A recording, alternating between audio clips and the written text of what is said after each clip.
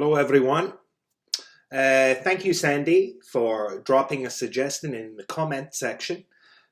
So, Sandy was asking about using the verb to get. And it's a really good question because the verb to get can be used in many different ways in English. So just let me give you some examples. The first example we can use for get has the same significance or meaning as to receive or to have. So for example, it's nice on our community channel on Facebook to get some positive feedback. It's a good thing to get some comments on some of the videos. We can also think about getting a refund. So to get a refund when you buy something. And, we can get a good job. Again, in the sense of receiving something. If you imagine, for example, we have a bill and we want change. Maybe a question would be, could I get some change for this 20?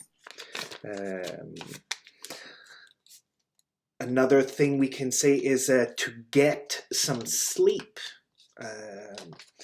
So maybe I'm really tired and I need to get some sleep. We can get something on sale. And maybe if you have an idea and you want another person's opinion, we can get their opinion. So one way of using get has the sense of receive or to have. That's one.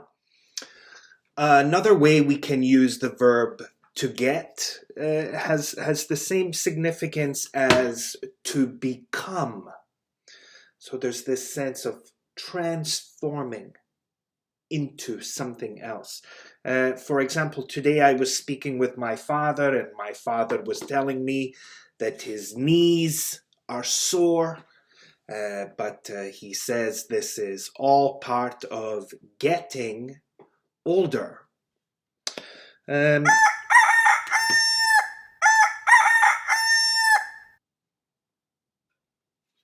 Sorry, I got distracted or I got sidetracked. Again, the sense of becoming.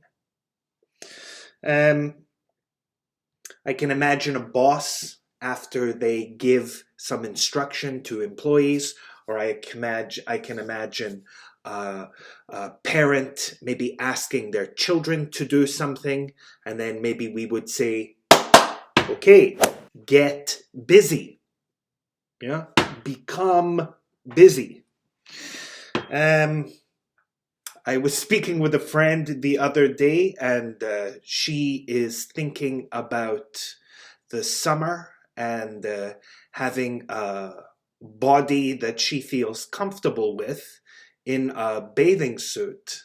So, for example, to get in shape, to go from kind of a fat and overweight into a lean trim. So to get fit, just to be in a good general condition. But again, the sense of becoming that, transforming into that. Sometimes we can use with two comparatives.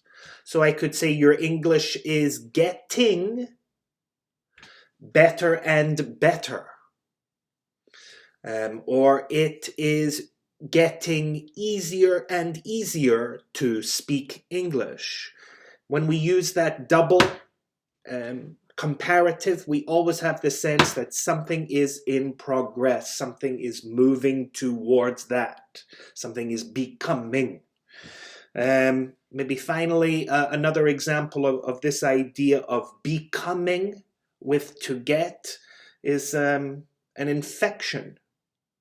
So, I don't know, a cold sore, for example, on your lip, it is getting infected. I remember when I Was a teenager, I got my ear pierced and it got infected.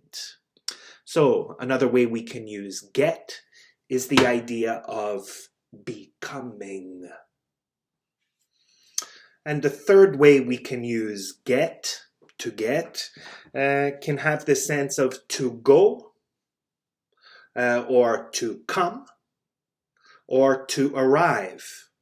So for example, sometimes when I'm out with my friends, if we are having a drink, maybe a person who is married or who has children eventually says, I'm sorry everybody, I've got to get home.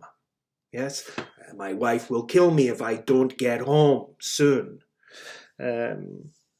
Another example of get in the sense of go or come or arrive is the phrasal verb to get around. So when I think about travel in a city, you get around the city by different modes of transportation.